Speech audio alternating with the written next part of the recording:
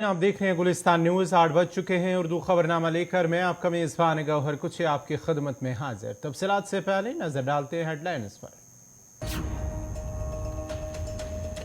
मजहबी सयाहत को फरोख देने के लिए 75 मकामात किए गए मुख्तस। गुज़िश्ता साल वादी में सयाहों की रिकॉर्ड तादाद 1 करोड़ से ज्यादा। सेक्रेटरी सयाहत आबिद रशीद शाह का बयान। DPAP के चेयरमैन गुलाम नबी आजाद का बयान। नए कश्मीर से लोग खुश नहीं, कहा लोगों के चेहरों पर उदासी आया।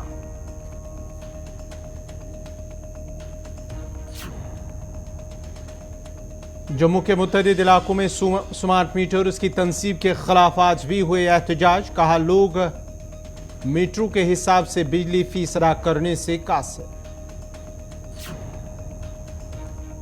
सांभा में सरो टोल प्लाजा के खिलाफ भूख हड़ताल जारी। कोटवा जेल से युवा राजपूत सभा के 26 सराकीन की हुई रिहाई।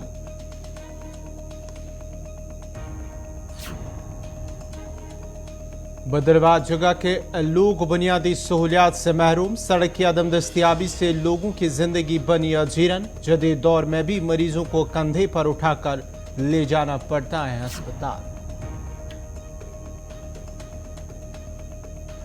और अब पेश है खबरों की तफसील। जम्मू कश्मीर के LG मनोज सिन्हा ने आज Jawahar institute of mountaineering and winter sports Pahalgam के ज़ेर एहतमाम से नुनकन माउंटेन एक्सपीडिशन की परचम कुशाई की तकरीब में शिरकत की। राजभवन में मुहिम की टीम के साथ बातचीत करते हुए लेफ्टिनेंट गवर्नर ने उनकी हिम्मत, अज़म और कामयाबी की तारीफ की।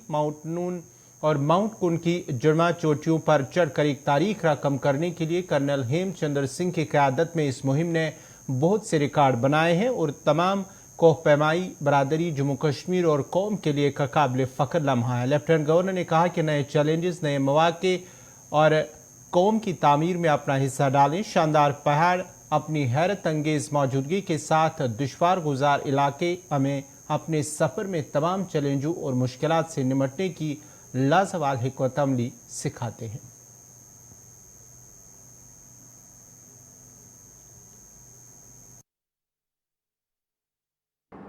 माउंट नून और माउंट कुन पर विजय पताका फहराने वाले सभी पर्वतारोहियों, Jawahar institute of mountaineering and winter sports के सभी अधिकारियों, विशेष रूप से कर्नल हेमचंद सिंह जी को मैं बहुत बहुत बधाई देता हूं।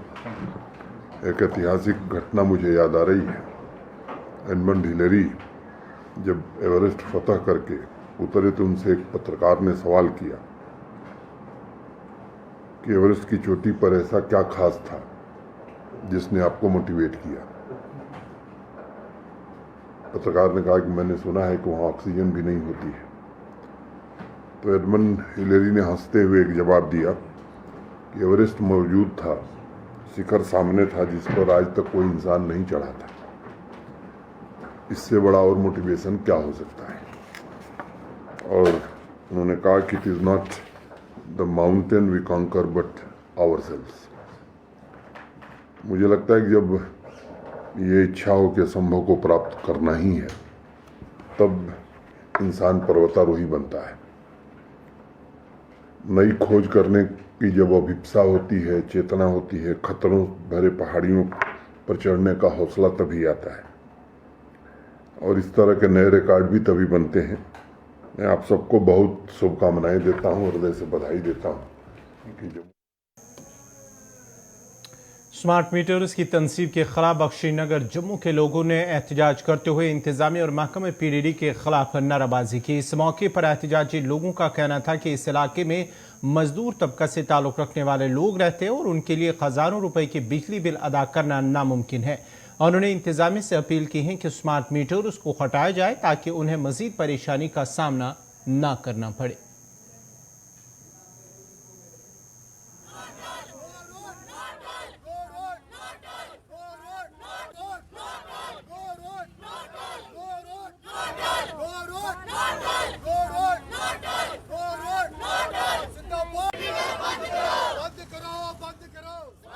मेरा नाम हैप्पी जॉन है और मैं वार्ड नंबर 28 से सुधार सभा कमेटी का प्रेसिडेंट। ये हमने सर प्रोटेस्ट किया था, जो आज जम्मू की हालत हो गई है, हमारी लेडीज़ की पेंशनें बंद हो गई हैं, विडो पेंशन बंद है, ओल्ड एज पेंशन बंद है, स्मार्ट मीटर लगा दिए हैं सर। स्मार्ट इधर सारा BPL मोहल्ला हमारा, कोई किसी के पे पैसे नहीं है बिल देने को, हम कहाँ से देंगे इतने पैसे? 500 रुपये पहले बिल आता, 5-5 हज़ार भी बिल आ रहे हैं, कहाँ से देंगे गरीब लोग? आजकल लाइसेंस वो कैमरे वगैरह लगा दिए हैं, कैमरे के खाम चलान करे जा रहे हैं 2-2 हज़ार रुपया। कोई 200 रुपये की बाजार सब्जी लेने जाएगा, उसका 2000 घर में चलाना आ जाता है। किसी के पास फ़ोन एंड्रॉयड नहीं है, सिंपल फ़ोन है, कहाँ से देंगे वो बिल? इतना साइबर क्राइम हो रहा है इधर की। हमारे जो पुलिस वाले हैं वो इसमें ठगे जा रहे हैं, तो हम गरीब बंदा कहाँ जाएगा? डिमांड यही करना चाहते हैं सर, सबसे पहले तो डिमांड है हमारी स्मार्ट मीटर बंद होना चाहिए, जिससे सबसे ज़्यादा लोग परेशान है जम्मू जब से धारा टूटी है, चोरियां ये धारा टूटी है, हमारे जम्मू में कभी चोरी नहीं हुई। कितनी चोरियां हो रही हैं, कितना क्राइम हो रहा है, इतना सब कुछ हो रहा है जम्मू में, कोई काम ही नहीं रहा, सब कोई रो रहे हैं। आप कोई घर छोड़ के अपना बाहर प्राइवेट नहीं जा जॉब सकता। करते हैं सर, 5,000 10,000 से कोई किसी की सैलरी नहीं है, वो बिल भरेंगे कि या घर चलाएंगे? बच्चों की फीस है स्कूल की, इतनी महंगी महंगी फीस है, 2,000 से किसी की कम फीस नहीं बच्चों की। क्या करने, सरकार ने कहाँ से खानी है? LG के पास जाएं। आटा डलवाने के पैसे नहीं है और बिल मांग रहे हैं 5-5 10-10 हज़ार रुपए, कहाँ से देंगे लोग? राशन भी नहीं मिलता प्रॉपर। एक नॉर्मल घर है गरीब इंसान के पास, अब गवर्नमेंट क्या चाहती है कि अब आप गरीब इंसान अपना घर भी अपना हाथ से गुवा दे बिल पे करने के लिए। बिल पे करने के लिए अब अपना गरीब इंसान अपना घर बेच के बिल पे करेगा, इतना बिल आ रहा है। विडो औरतें वो जिनको पेंशन मिलती थी उनको अब 1000 रुपए पेंशन भी नहीं मिल रही, और गवर्नमेंट चाहती है कि 5000 बिल दे। कहाँ से? जो लोगों के घर में काम करते हैं वो बिल कहाँ से देंगे? इतनी तो गवर्नमेंट को भी समझ होनी चाहिए। वोट लेते वक्त उन्होंने कहा था अच्छे दिन आएंगे, हमारा तो कोई अच्छा दिन नहीं आया, हम सड़कों पे खज्जल हो रहे हैं। हमारे तो सबसे बुरे दिन हमारे अब आए हैं कि हमें इतना बिल आ रहा है, जो हमारा बिल हम कहाँ से देंगे बिल? गवर्नमेंट ने कहा था अच्छे दिन आएंगे, ये अच्छे दिन आए हैं, हमें 5-5 10-10 हज़ार का बिल दिया जा रहा है, ये हमारे बहुत अच्छे दिन आए हैं गवर्नमेंट के राज में, इसके लिए हमें जम्मू कश्मीर अपनी पार्टी की जानिब से भी जम्मू में स्मार्ट मीटर्स की तंसीब के खिलाफ एहतजाज किया गया। एहतजाजियों ने हाथों में बैनर्स उठाए रखे थे और वो जमकर नाराबाजी कर रहे थे। इस मौके पर एहतजाजी लोगों का कहना था कि वो शदीद गर्मी के बावजूद भी यहाँ स्मार्ट मीटर्स लगाने के खिलाफ एहतजाज करने के लिए जमा हुए। उन्होंने कहा कि अगर ये लोग कहते हैं कि पुराने मीटरों और स्मार्ट मीटरों में कोई फ़र्क नहीं, तो स्मार्ट मीटर क्यों लगाए जा रहे हैं? उन्होंने कहा कि वो टोल प्लाजा की भी मजम्मत करते हैं, क्योंकि जब रोड ही नहीं है तो रोड टैक्स क्यों अदा करें?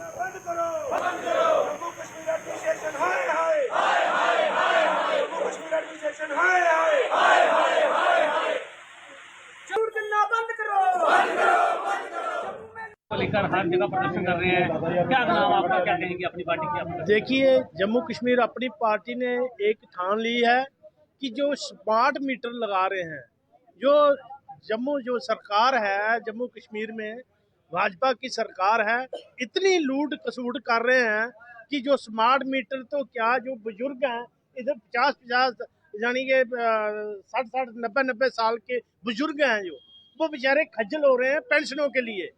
दूसरा, ये स्मार्ट मीटर लगा रहे हैं, जो 8,000 रुपया तनख्वाह लेता है, डेली वेजर जो 9,000 रुपया तनख्वाह लेता है, तो वो कहाँ से देगा इनको 10-10 हज़ार रुपया बिल? ये ऐसी लूट कसूट कर रहे हैं। लेकिन हम ये नहीं चाहते कि ये मीटर जो लगे हुए हैं पहले उसी पे चले ना। जो 1500 करोड़ पता नहीं कितना पैसा पहले खर्चा किया है, वो दोबारा मीटर लगाने की कौन सी जरूरत पड़ गई है? तो हम इनका विरोध करते हैं। जम्मू कश्मीर पार्टी जो अपनी पार्टी है, ये इसने इतना विरोध कर रहे हैं कि हर जगह हम प्रोटेस्ट कर रहे हैं। आज पलोड़ा में रखा है श्री भगत राम जी ने। हम चाहते हैं कि जो सरकार है ये होश में आए, LG साहब होश में आओ, ये जो गरीबों को लूटना बंद करो। हम यही चाहते हैं कि आइंदा के लिए ये स्मार्ट मीटर जो लगा रहे हैं, हमें पुराने मीटर ही लगाओ। जो बेचारे स्मार्ट नहीं चाहिए, हमें बेकार ही बंदे दे दो जो स्मार्ट मीटर ना लगाएं। जय हिंद, जय भारत। स्मार्ट मीटर को लेकर लगभग लोग परेशान है, क्या नाम आपका, क्या कहेंगे, प्रदर्शन कर रहे हैं आप? मैं स्टेट प्रेसिडेंट OBC अपनी पार्टी, और आज जो जम्मू कश्मीर अपनी पार्टी ने प्रोटेस्ट रखा है, ये इस सरकार को, जो सोई हुई सरकार है, इसको जगाने के लिए रखा है। ये हमारे जम्मू के लोगों के साथ अत्याचार हो रहा है, लोगों की जो आवाज़ है उसको दबाया जा रहा है, परेशान किया जा रहा है। नित्य रोज़ नए नए जो टैक्स लगा रहे हैं। पहले इन्होंने प्रॉपर्टी टैक्स लगाया, उसके बाद इन्होंने जो पेंशनें बंद कर दी। अब जो स्मार्ट मीटर जो ये लगा रहे हैं, एक तरफ ये गवर्नमेंट ये कहती है कि जो पहले वाले मीटर और आपके मीटरों में कोई फ़र्क नहीं है। जो पहले 1700 करोड़ रुपये के मीटर लाए थे, वो जनता का पैसा इन्होंने बर्बाद किया, और वो पैसा जो है इन्होंने मिट्टी में डाल दिया। वही पैसा ये जनता से दोबारा निकाल रहे हैं, उनकी जेबें खाली कर रहे हैं। और जो जो पहले वाले और अब वाले मीटर अगर एक समान है तो इनको जो स्मार्ट मीटर लगाने की क्या ज़रूरत थी। जो पहले वाले मीटर थे वही ठीक थे, क्योंकि उनमें 300 400 किराया आता था और आज जो किराया है 6 7 हज़ार रुपये आ रहा है। जो गरीब लोग जनता जो 10 हज़ार या 12 हज़ार रुपया कमाई करती है महीने की। जिला डोडा के चिरेला का दूर इफ्तादा गाँव जगह के लोग आज के दौर जदीद में भी बुनियादी सहूलियात से महरूम हैं, जिसकी वजह से एक वसी आबादी को मुश्किलात का सामना करना पड़ रहा है। गाँव में राब्ता सड़क की अदम दस्तियाबी से आवाम परेशान है। मकामी लोगों का कहना है कि गाँव बुनियादी सहूलियात से महरूम है। सड़क की अदम दस्तियाबी से लोगों की जिंदगी अजीरन बनी हुई है और दौर जदीद में भी मरीजों को कंधे पर उठाकर अस्पताल ले जाना पड़ रहा है। उन्होंने इंतजामिया पर इल्ज़ाम आयद करते हुए कहा कि हुकूमत ने उनके इलाके को नज़रअंदाज किया है, जबकि बच्चे भी तालीम हासिल करने से कासिर है। उन्होंने एलजी इंतजामिया से अपील की है कि इलाके के लिए सड़क की तामीर और दीगर मामलात पर खुसूसी तवज्जो दी जाए।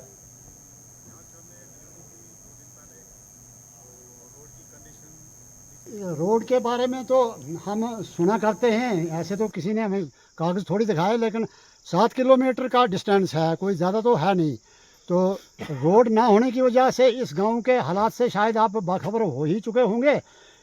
ये रहे दवाई और अपने सामान लाने की बात तो अलग है, लेकिन जो फंडामेंटल राइट है शख्स का, जैसे वोट देना होता है हमें, तो हमें वोट देने कोठी पाई जाना पड़ता है, जो कि यहाँ से 4 किलोमीटर दूर है और जंगली रास्ता है।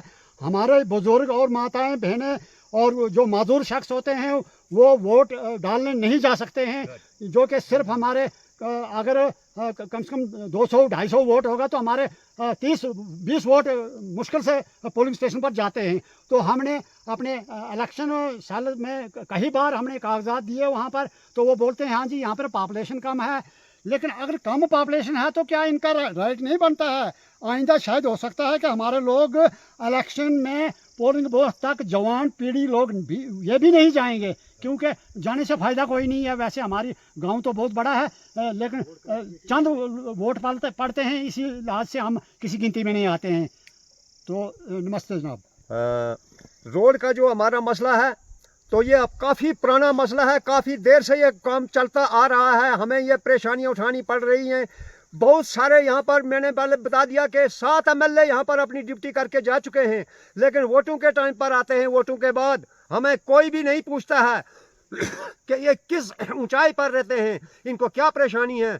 अस्पताल हमारे पास नहीं है, दवाई के लिए हमने डोडा जाना है तो पनज्जा से 25 किलोमीटर डोडा है, यहाँ से पनज्जा कितना दूर है, और हमें डेड बॉडियाँ उठानी पड़ती हैं, डिलीवरी केस उठाने पड़ते हैं। एक टिक्की के लिए हमने डोडा जाना पड़ता है, लेकिन इस गांव को कोई नहीं देखता है।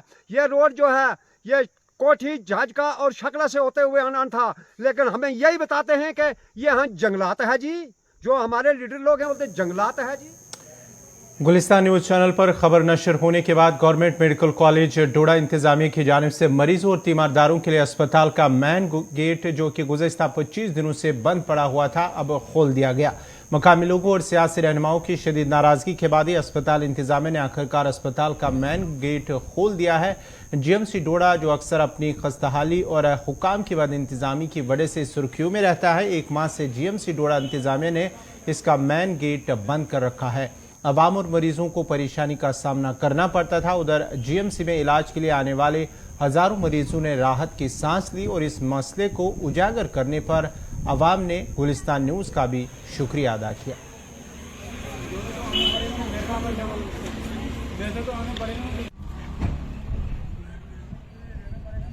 सबसे पहले तो मुबारकबाद कि आपकी रिपोर्टिंग का रंग लाया और आज ये फ्रूटफुल रिजल्ट्स हैं लोगों के लिए कि आज ये गेट खुल गया है। साथ ही साथ डिस्ट्रिक्ट एडमिनिस्ट्रेशन खासकर DC डोडा का भी थैंक यू कि उन्होंने भी काफ़ी ज़्यादा मतलब बड़े शॉर्ट नोटिस में जब ये शोर शराबा उठा, जब लोगों ने डिमांड की, तो ये गेट फाइनली खुल गया है। इस गेट की जब बंद था काफ़ी ज़्यादा प्रॉब्लम हम लोगों को आई। जैसे एम्बुलेंस की अगर बात देखें, एम्बुलेंस को काफ़ी ज़्यादा घूम के आना पड़ता था और बीच में रश भी होता था काफ़ी ज़्यादा। बड़ी बार मैंने खुद देखा कि एम्बुलेंस बीच में फंसी रहती थी। तो अब ये गेट खुल गया, तो अब देख रहे हैं कि जैसे अभी पैसेज बढ़ गया तो कहीं ना कहीं अब सहूलियत मिल गई लोगों को, खासकर पेशेंट लोग। मैं समझता हूँ उसको बेसलेस डिसीजन लिया गया और विदाउट फैक्ट्स ये डिसीजन लिया था, क्योंकि अगर ये ग्राउंड लेवल पे अगर ये बात की होगी, अगर मतलब की होती तो शायद ये डिसीजन नहीं लिया गया होता। तो चलो फाइनली जो आपके संघर्ष था, सब लोगों ने मिलकर बात रखी, इसको फाइनली आज गेट खुल गया। इसके लिए मीडिया का भी काफ़ी ज़्यादा शुक्रिया, और खासकर आपका जिन्होंने बैक टू बैक इस पर न्यूज़ की। तो फाइनली ये गेट खुल गया तो काफ़ी ज़्यादा अच्छा। एक और शर्म की बात ये भी है कि अगर इन लोगों ने गेट बंद भी किया था तो उसके बाद उन्होंने क्या मेंटेनेंस की, क्या अंदर नया किया, कुछ भी नहीं किया।